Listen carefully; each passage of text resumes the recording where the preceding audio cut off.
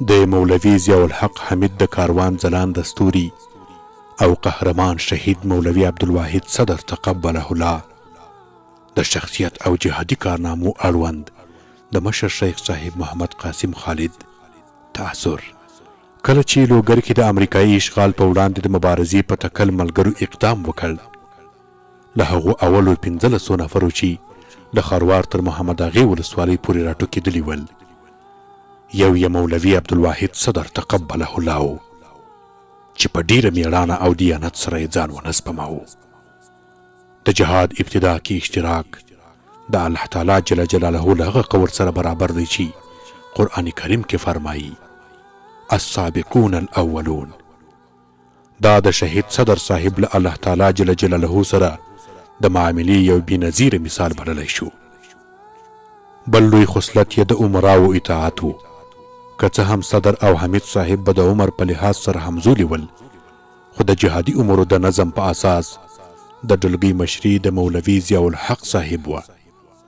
چې صدر صاحب به یې ډیر اطاعت کاوه، حتی ملګرو ته یې اطاعت د نمونې په شکل وړاندې کېده چې له دې د نورو مسؤلینو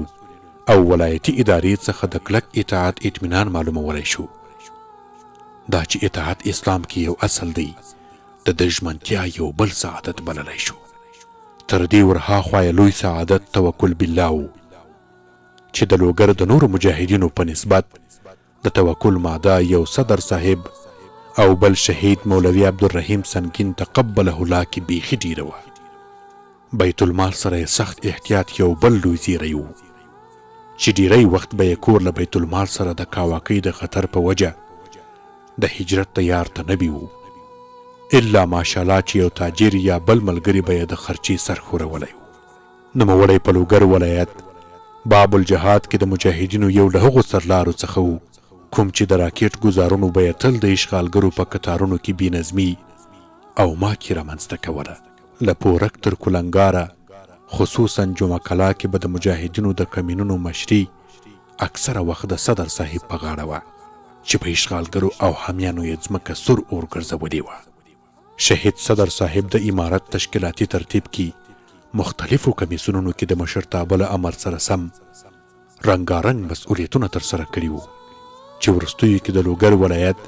د خاصې قطعي مسؤل وټاکل شو. له خوارجو پسې د هیواد مشرقي ولایاتو ته د سفر فترڅ کې یې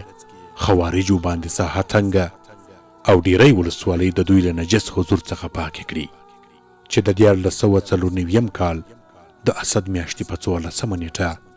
د ننګرهار ولایت په پچراګام ولسوالۍ کې د دښمن په هوایي برید کې خپل ارمان ته ورسید او د شهادت جام یې نوش کړ. تقبله الله.